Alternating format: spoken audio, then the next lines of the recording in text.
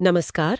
आज हम भगवत गीता के चौथे अध्याय ज्ञान योग की गहराइयों में उतर रहे हैं। हमारे सोर्स ज्ञान योग, दिव्य परंपरा और अवतार रहस्य के अंशों के आधार पर हम देखेंगे कि ये ज्ञान कैसे एक दिव्य परंपरा का हिस्सा है और भगवान के अवतार लेने का क्या रहस्य है। चलिए समझते हैं इसे। जी, ये अध्याय बहुत ही महत्वपूर्ण है ज्ञान की परंपरा को समझने के लिए। तो सोर्स में जैसा बताया गया है, ये ज्ञान कोई आज की बात नहीं है। ये बहुत पुरानी एक दिव्य धरोहर है। हाँ, बिल्कुल। स्वयं भगवान कृष्ण ने इसे सबसे पहले सूर्यदेव मतलब विवस्वान को दिया। अच्छा, सूर्यदेव को? जी, और फिर विवस्वान से ये ज्ञान मनु तक पहुंचा और मनु से फिर राजा इक्ष्वाकु तक। वाह, मतलब एक पूरी चेन है। सूर्य, फिर मनु, फिर इक्ष्वाकु। ये तो बड़े नाम हैं। हाँ, ये ज्ञान की एक तरह से वंशावली है। अब देखें तो ब्रह्मांडीय व्यवस्था सूर्य, समाज की नींव मनु और फिर धर्म पर चलने वाला राजधर्म इक्ष्वाकु। ये तो दिलचस्प है।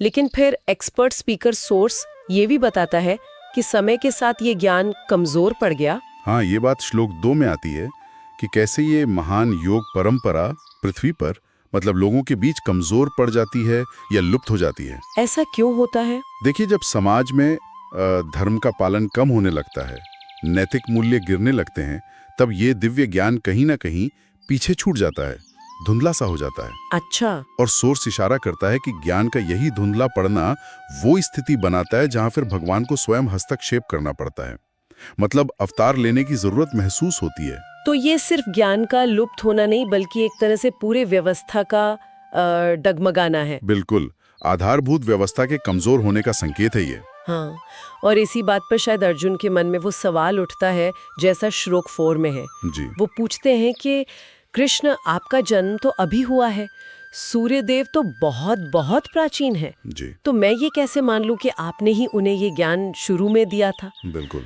मतलब एक लॉजिकल सवाल है ना? जी हाँ, बहुत स्वाभाविक प्रश्न है और यहीं से अवतार का रहस्य और गहरा होता है। और फिर भगवान का जो उत्तर है श्लोक 5 और 6 में, वो तो खैर असाधारण है। क्या कहते हैं भगवान? वे कहते हैं, अर्जुन, तुम्हारे और मेरे हम दोनों के अनेकों जन्म हो चुके हैं। फर्क ये है कि मुझे वो सब याद हैं, पर तुम्हें अपने पिछले जन्म याद नहीं है। ओह, ये तो सीधा दिव्य चेतना और सामान्य मानवीय स्थिति का फर्क दिखा दिया। बिल्कुल। और वे आगे कहते हैं कि हालांकि वो अजन्मा हैं, अविनाशी हैं, सभी जीवों के ईश्वर हैं, फिर भी वो अपनी योग माया से, अपनी उस दिव्य शक्ति से जो हमारे भौतिक नियमों से परे है, अपनी प्रकृति को नियंत्रण में करके प्रकट होते हैं। शब्द बहुत महत्वपूर्ण है। मतलब वो अपनी इच्छा से प्रकट होते हैं, सामान्य जन की तरह नहीं। सही कहा, अपनी दिव्य इच्छा शक्ति से। और वो प्रकट क्यों होते हैं? यहाँ गीता के वो सबसे प्रसिद्ध श्लोक आते हैं, है ना? श्लोक 7 और 8। जी हाँ, वो अमर श्लोक, यदा यदा हि धर्मस्य ग्लानिर्भवति भारतः अभ्युत्थानमधर्मस्य तदात्मानं सृजाम्यहम्। हाँ, जब जब धर्म की हानि होती है और अधर्म बढ़ता है, तब तब मैं स्वयं को प्रकट करता हूँ, अपना सृजन करता हूँ। और क्यों? अगली लाइन, परित्राणाय साधूनाम विनाशाय च दुष्कृताम धर्म संस्थापनार्थाय संभवामि युगे युगे। मतलब सज्जनों की रक्षा के लिए, दुष्टों के विनाश के लिए और सबसे महत्वपूर्ण धर्म की फिर से स्थापना के लिए। हाँ, धर्म की पुनःस्थापना। मैं हर युग में प्रकट होता हूँ। ये सिर्फ दुष्टों का विनाश नहीं, बल्कि धर्म के संतुलन को वापस लाना है, व्यवस्था का पुनः संतुलन। और ये समझना भी जरूरी है, जैसा श्लोक 3 में संकेत है कि भगवान ये गहरा ज्ञान अर्जुन को ही क्यों दे रहे हैं। हाँ, ये भी एक सवाल है। क्योंकि अर्जुन भगवान के भक्त हैं और सखा यानी मित्र हैं। सोर्स यहाँ साफ करता है कि इस ज्ञान को पाने के लिए सिर्फ बुद्धि या जिज्ञासा काफी नहीं। अच्छा, ईश्वर के प्रति श्रद्धा चाहिए, एक गहरा रिश्ता चाहिए, और अर्जुन में वो बात है। अच्छा, तो मतलब ये ज्ञान दिल से जुड़ा है, सिर्फ दिमाग से नहीं।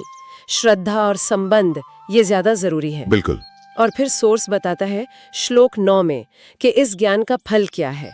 अगर कोई भगवान के इस दिव्य जन्म और कर्म के रहस्य को तत्व से जान ले तो उसका फल है मुक्ति, सीधा मोक्ष। जो इसे सही मायने में तत्व से समझ लेता है, वो शरीर छोड़ने के बाद फिर से जन्म नहीं लेता, वो सीधा भगवान को ही प्राप्त होता है। जन्म मरण के चक्र से मुक्ति। वाह जी। और उस तत्व से जानने की अवस्था तक पहुंचने का रास्ता क्या है, वो श्लोक 10 में बताया है। क्या रास्ता है? इन तीनों से पूरी तरह मुक्त होकर, मन को भगवान में लगाकर, उन्हीं का आश्रय लेकर और ज्ञान रूपी तपस्या से पवित्र होकर। इस मार्ग पर चलकर अनेक भक्त पहले भी उनके स्वरूप को प्राप्त हो चुके हैं।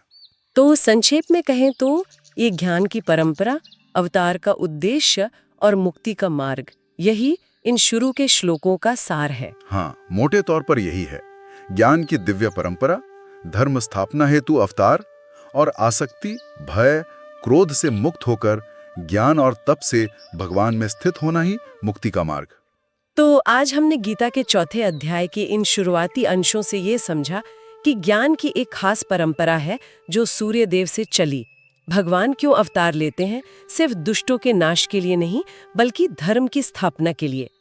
और उनके इस अलौकिक रूप को, उनके जन्म और कर्म को तत्व से जानकर जन्म मरण से छुटकारा पाया जा सकता है।